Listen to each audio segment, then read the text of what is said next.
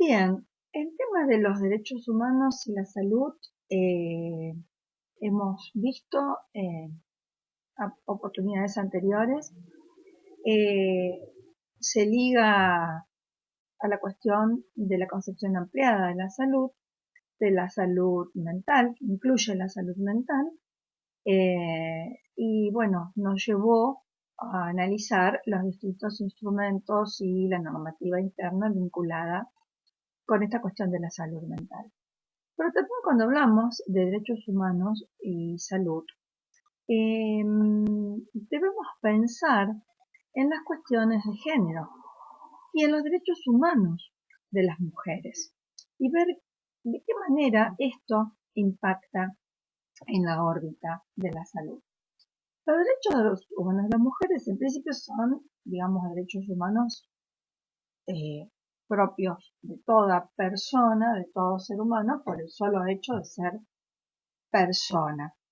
Pero en el caso de las mujeres hay algunos derechos conquistados en los últimos tiempos que tienen que ver con algunas necesidades específicas vinculadas, relacionadas en general con la condición de mujer o con las capacidades reproductivas o esfuerzos por contrarrestar actitudes de tipo discriminatoria o disminuir cuestiones vinculadas con la violencia, como la violencia de género, cuestiones vinculadas con la falta de oportunidades para el empleo, para el ocupar cargos, es decir, algunas necesidades que se vislumbran como propias, digamos así, de la cuestión femenina.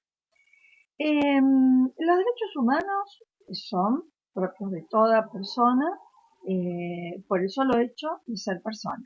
Esta es la primera regla. Y tienen determinadas características como por ejemplo la universalidad, la integralidad, la indivisibilidad, la interdependencia, la imposibilidad de ser transferidos, es decir, no podemos ceder nuestros derechos humanos a otras personas, porque no se puede negociar ni disponer de ellos.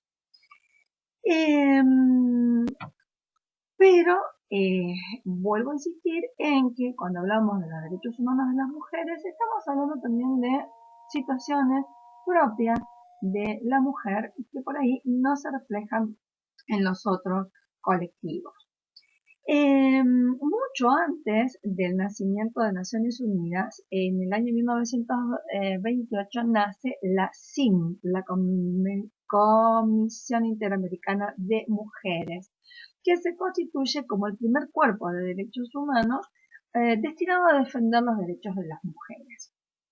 Esto en el marco de Naciones Unidas.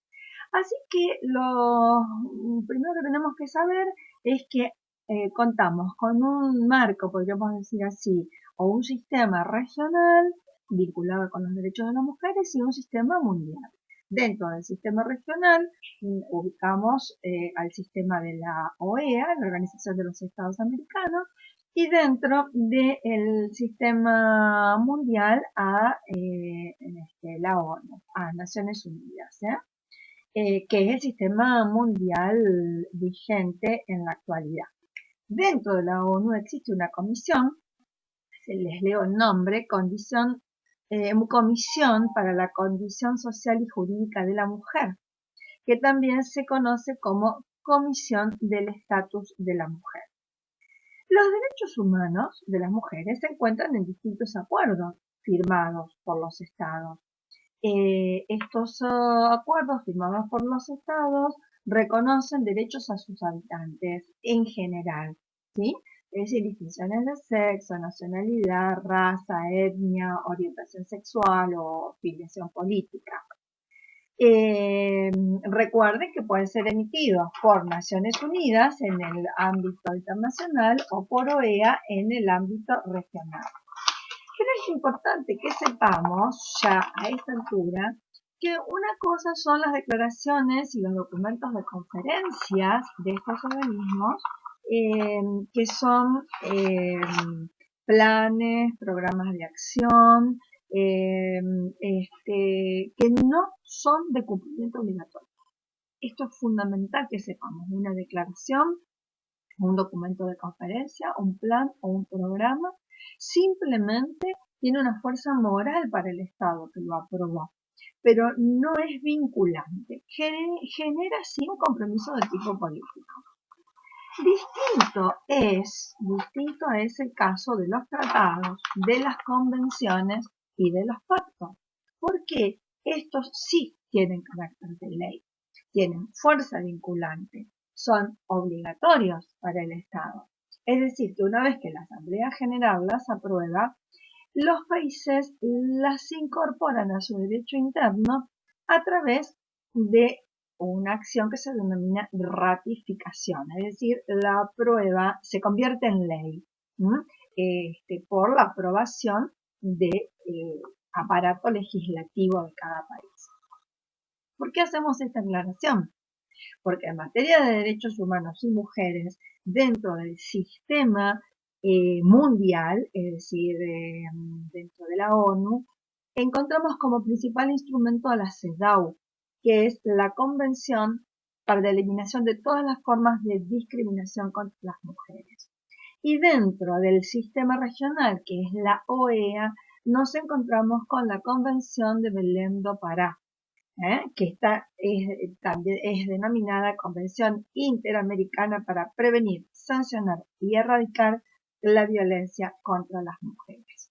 Esos son los dos instrumentos que tenemos, digamos, vigentes.